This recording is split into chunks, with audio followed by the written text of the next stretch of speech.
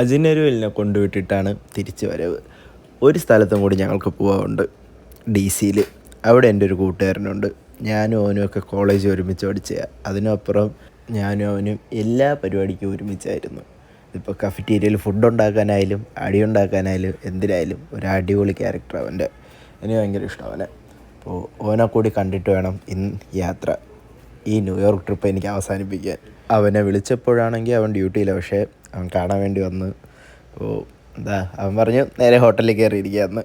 സത്യം പറഞ്ഞാൽ കുറച്ച് നേരം പഴയ കുറേ കാര്യങ്ങളൊക്കെ ഭയങ്കര രസമായിരുന്നു. കാരണം ഞങ്ങളുടെ കുറേ ഫ്രണ്ട്സ് സർക്കിൾ പഴയതുപോലെ വന്ന പോലെ എനിക്ക് ഫീൽ ചെയ്യും. എനിക്ക് ഭയങ്കര ഇഷ്ടമായിരുന്നു, ഭയങ്കരമായിട്ട് ഇഷ്ടപ്പെട്ടു.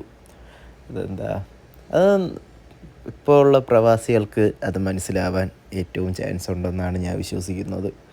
പിന്നെ വലുതായിട്ടൊന്നും അവിടെ നിന്നില്ല, കാരണം അത് കഴിഞ്ഞ് ഞങ്ങൾക്ക് തിരിച്ചിങ്ങ് ഡ്രൈവ് ത്രൂ ചെയ്ത് ന്യൂ ഓർലൻസ് വരെ വരണം. പിന്നെ ഇതിൻ്റെ ഇടയിൽ DC-യിൽ നമ്മുടെ വൈറ്റ് ഹൗസ് ഉണ്ടല്ലോ, അപ്പോൾ അത് കാണാണ്ടൊരു പ്ലാൻ ഇട്ടു. പക്ഷേ സംഭവം അവിടെ ഒരു 10-20 വൈറ്റ് ഹൗസ് ഉണ്ടെന്ന് എനിക്കൊരു ഡൗട്ടുണ്ട്. കാരണം ഞങ്ങൾ ലൊക്കേഷൻ ഇട്ടപ്പോൾ 4-5 വൈറ്റ് ഹൗസിൻ്റെ ഇത് കാണിച്ചു. ഞങ്ങൾ ഓരോരുത്തരായിട്ട് പോയി നോക്കി. ഫുള്ള് ഒരു കൺഫ്യൂഷൻ, ഒരു ഇല്യൂഷൻ പോലെ ഇങ്ങനെ മാറിക്കളിക്കുക. അപ്പോൾ ഞങ്ങൾ ആ പ്ലാൻ അങ്ങ് ഡ്രോപ്പ് ചെയ്തിട്ട് തിരിച്ചു പോയി. കാരണം ഞാൻ പറഞ്ഞ പോലെ തന്നെ നാളെ ഞങ്ങൾക്ക് തിരിച്ചെത്തണം, ഞങ്ങൾക്ക് ഈ കാറ് തിരിച്ചു കൊടുക്കണം. അങ്ങനെ കുറേ പരിപാടി അവിടെ ഉണ്ട്. അതിൻ്റെ ഇടയിൽ തന്നെ പോകുന്ന വഴിക്ക് ഇൻ്റർനാഷണൽ മാർക്കറ്റിൽ കയറണം, കുറച്ച് സാധനങ്ങൾ കൂടെ മേടിക്കാനുണ്ട്. അങ്ങനെ ഒരു പ്ലാനിലങ്ങ് പോയിക്കൊണ്ടിരിക്കുകയാണ്. അപ്പോൾ DC-യോടും യാത്ര പറഞ്ഞ് ഞങ്ങളുടെ യാത്ര ഞങ്ങൾ വീണ്ടും തുടർന്നു. ആൻഡ് പറഞ്ഞ പോലെ തന്നെ ഇത് ഫൈനൽ പാർട്ടാണ്. ഇനി